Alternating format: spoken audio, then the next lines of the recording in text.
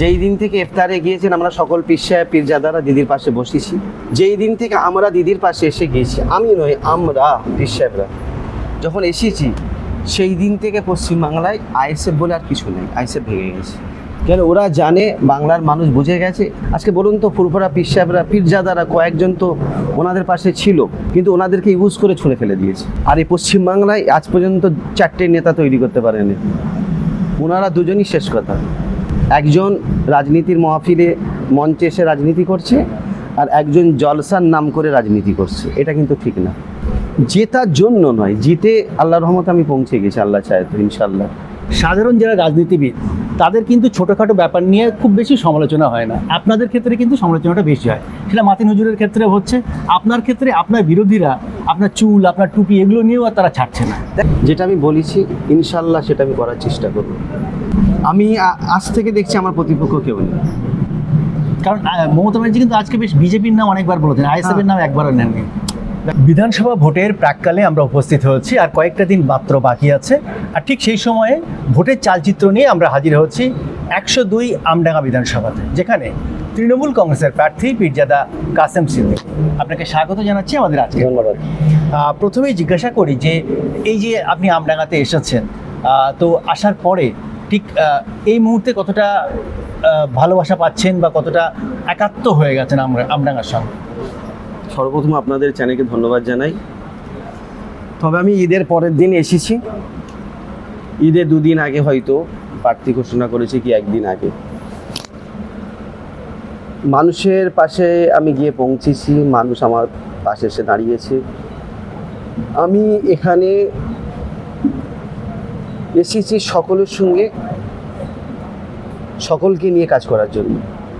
কে হিন্দু, কে মুসলমান, কে দলিত, কে আদিবাসী, কে খ্রিস্টান, কে পাঞ্জাবি, আমার কাছে ওটা না। কিন্তু রাজনীতির ক্ষেত্রে মানে আপনি এসে আপনার কেমন লাগছে, জায়গাটা খুব ভালো লাগছে, খুবই ভালো লাগছে। যেহেতু আপনি কি জলসা করতে আগে এসেছেন এখানে? হ্যাঁ, আমি তো এখানে এমন কোনো পাড়া নয়, এমন কোনো গ্রাম নাই আমি আসিনি, মানে আপনার পরিচিত জায়গা।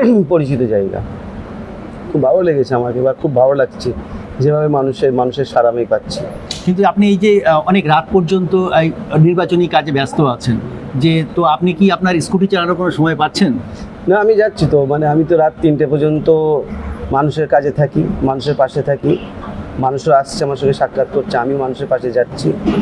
সকালে ঘুম থেকে উঠছি 7:30টায়, ওঠার পরে আমি একটু স্কুটি নিয়ে এই আশপাশে একটু ঘুরি, একটু পাড়ায় যাই, একটু গল্প করি, একটু সবাই আমাকে স্কুটি দেখে সবাই একটু হাসছে যে কী ব্যাপার। অবাক হয়ে যাচ্ছে।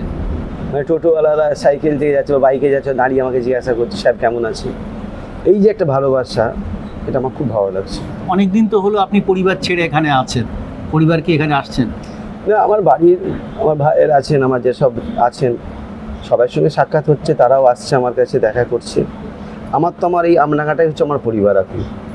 আচ্ছা, কিন্তু আমরা দেখছি যে এই 2026 সালের নির্বাচনে এসে আপনার মতো একজন পীরজাদা এবং মাওলানা সাহেব তিনি দলে এসছেন, আমাদের মাতিন হুজুর এসেছেন।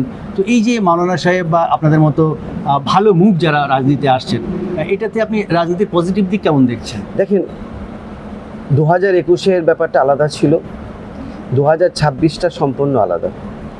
আমি বলবো আমরা তো এসেছি, আমাদের হিন্দু ভাইদের ধর্মগুরুদের আসা দরকার, খ্রিস্টানদের ধর্মগুরুদের আসা দরকার, পাঞ্জাবিদের ধর্মগুরুদের আসা দরকার। কেন? আমরা যদি আসতে পারি, মানুষ কিন্তু সবাইকে বিশ্বাস করে, কিন্তু আমরা আসলে তো আমাদের প্রতি বিশ্বাসটা তাদের বেশি হয়ে যায়। কিন্তু আমরা একটা জিনিস দেখছি যে সাধারণ যারা রাজনীতিবিদ তাদের কিন্তু ছোটোখাটো ব্যাপার নিয়ে খুব বেশি সমালোচনা হয় না, আপনাদের ক্ষেত্রে কিন্তু সমালোচনাটা বেশি হয়। সেটা মাতিন হুজুরের ক্ষেত্রে হচ্ছে, আপনার ক্ষেত্রে আপনার বিরোধীরা আপনার চুল, আপনার টুপি এগুলো নিয়েও আর তারা ছাড়ছে না। দেখেন, এগুলো যারা হচ্ছে নন এডুকেটেড, যারা পড়াশোনার মধ্যে লিপ্ত থাকে না, যারা সবসময় হই হাই, এটা কি আপনি একজন মানে পীরজাদা বা একজন মাওলানা সাহেব, সেই জন্য কি বেশি সমালোচনাটা হয়? দেখেন, কে কোথায় সমালোচনা করছে আমি জানি না। আমি একজন আলেম, আমি কিতাব পড়েছি, হাদিস পড়েছি, ফেকা পড়েছি, উসুল পড়েছি, ফারায়েজ পড়েছি। আমার আব্বাজান আমাকে একটা ভালো জায়গা থেকে পড়িয়ে নিয়ে এসেছেন, নাদওয়াতুল উলামা মুসলিম ইউনিভার্সিটি, নাদওয়া মুসলিম ইউনিভার্সিটিতে পড়াশোনা করেছি। তো কে কোথায় কখন কি পড়বে না পড়বে এই শিক্ষাটা আমার আছে। আর আমার আব্বাজান পীর আল্লামা আব্দুল্লাহ মারুফ সিদ্দিকী, তেনার কিছু কথা আছেন। পীর আল্লামা কুতুবউদ্দিন সিদ্দিকী আমার বড় চাচাজান, আমি তেনার সঙ্গে বসি, তেনার সঙ্গে আলোচনা করি, তিনারা আমাকে যেভাবে চলতে বলেছেন আমি সেইভাবে চলবো। কে কি বলছে না বলছে ওইসব ব্যাপার আমি কান দিই না। আচ্ছা, এই যে আপনি আমডাঙ্গা থেকে লড়াই করছেন আর কি, তো আপনি তো আগে জনপ্রিয় বক্তা ছিলেন, ইসলামিক জলসার বক্তা ছিলেন, এখন আপনি রাজনীতিতে এসেছেন, এই দুটোকে আপনি কিভাবে তাল মেলাচ্ছেন? দেখেন, যেটা আমি করতাম, জলসা করতাম, ইসলামিক আলোচনা করতাম, সেটা তো আমার থাকবেই। আমি 2004 থেকে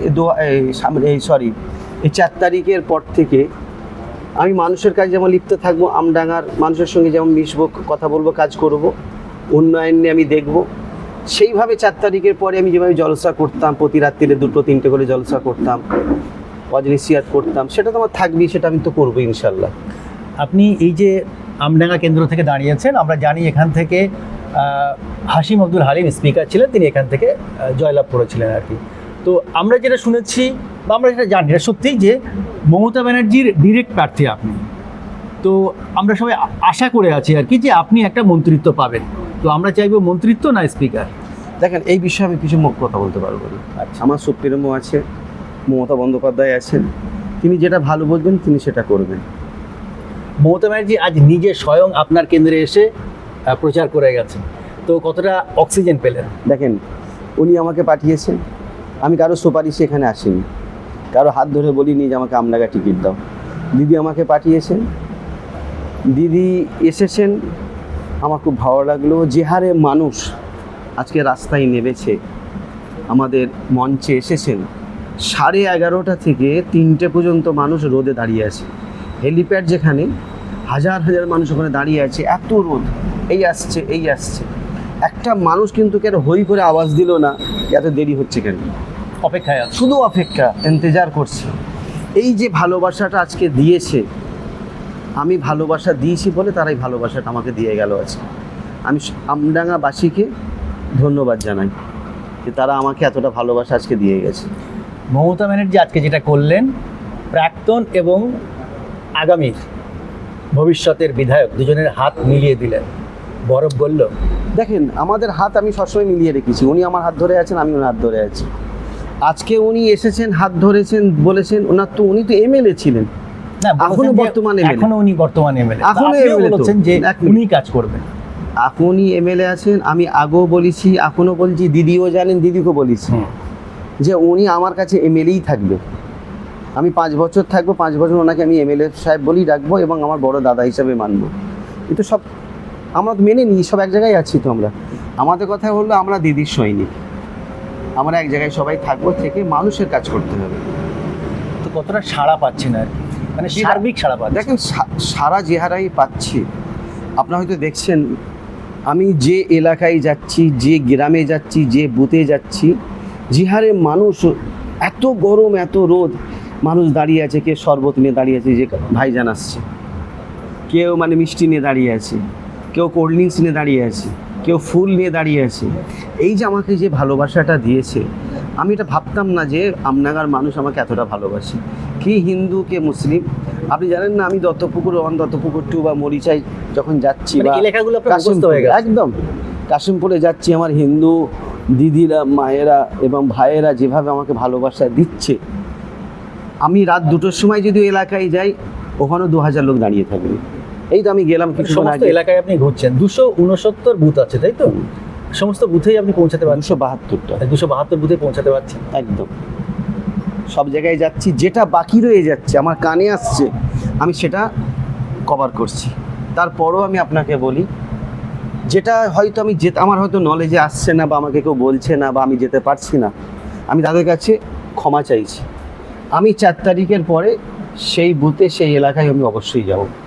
আচ্ছা, আজকে একটা কথা হলো যে ভোটের ব্যাপারে মমতা ব্যানার্জি যেটা বললেন, ভোটের ব্যাপারে না, আজকে কথা হলো যে হজে যাওয়ার ব্যাপারে যে কথাটা হলো, তো এই হজে যাওয়ার ব্যাপারে কি হজ কমিটি আলাদা করে কোনো নোটিফিকেশান দেবে? হ্যাঁ, অবশ্যই দিতে পারে, সেই প্রস্তুতিও আছে অবশ্যই। রাজ্য সরকার বা রাজ্য যেখানে আছেন, হজ কমিটি আছেন, ওরা নিশ্চয়ই ভাববেন কিছু, নাহলে তো এটা সত্যি সমস্যা হয়ে যাবে। যদি ভাববেন, তাকে অবশ্যই NRC তে বাদ দিয়ে দেয়, এটা তো একটু সমস্যাই হয়। অবশ্যই ভাববেন। তো তৃণমূলের যে অঙ্গীকার আছে, সেই অঙ্গীকারের বাইরে, সেই অঙ্গীকারগুলো ধরে তার বাইরে আমডাঙ্গার জন্য আপনার কি অঙ্গীকার আছে?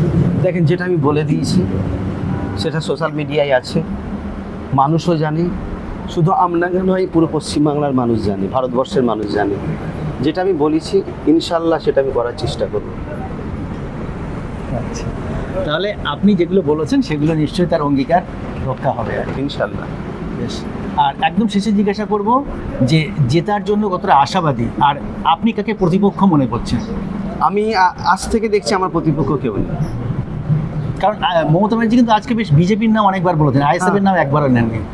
দেখেন, যেই দিন থেকে আমি দিদির পাশে এসে দাঁড়িয়েছি, আপনি নিশ্চয়ই শুনেছেন দিদি আজকে বলেছে কাসেম সিদ্দিকী আমাকে ফুলপাশবি নিয়ে গিয়েছিল বলেছেন ইফতারে। ইফতারে নিমন্ত্রণ করে। যেই দিন থেকে ইফতারে গিয়েছেন আমরা সকল পীর সাহেব পীরজাদারা দিদির পাশে বসেছি। যেই দিন থেকে আমরা দিদির পাশে এসে গিয়েছি, আমি নয় আমরা পীর সাহেবরা যখন এসেছি, সেই দিন থেকে পশ্চিমবাংলায় আইএসএফ বলে আর কিছু নেই, আইএসএফ ভেঙে গেছে। কেন? ওরা জানে, বাংলার মানুষ বুঝে গেছে এরা হলো দোকান খুলেছে, এরা দু ভাই দোকান খুলেছে, মানুষকে মিসগাইড করছে, এটা বুঝে গেছে। আজকে বলুন তো, ফুরফুরা পীর সাহেবরা পীরজাদারা কয়েকজন তো ওনাদের পাশে ছিল, কিন্তু ওনাদেরকে ইউজ করে ছুঁড়ে ফেলে দিয়েছে। এটা বাংলার মানুষ বুঝে গেছে, এরা হলো ইউজ অ্যান্ড থ্রো। আর এই পশ্চিমবাংলায় আজ পর্যন্ত 4টে নেতা তৈরি করতে পারেনি, ওনারা দুজনই শেষ কথা। একজন রাজনীতির মহফিলে মঞ্চে এসে রাজনীতি করছে, আর একজন জলসার নাম করে রাজনীতি করছে, এটা কিন্তু ঠিক না। তাহলে আমডাঙ্গা বিধানসভায় আপনার বিরোধী কেউ নেই, আর যারা হ্যাঁ বলেন। জেতার জন্য আপনি জেতার জন্য নয়, জিতে আল্লাহর রহমতে আমি পৌঁছে গেছি, আল্লাহ চায় তো ইনশাল্লাহ।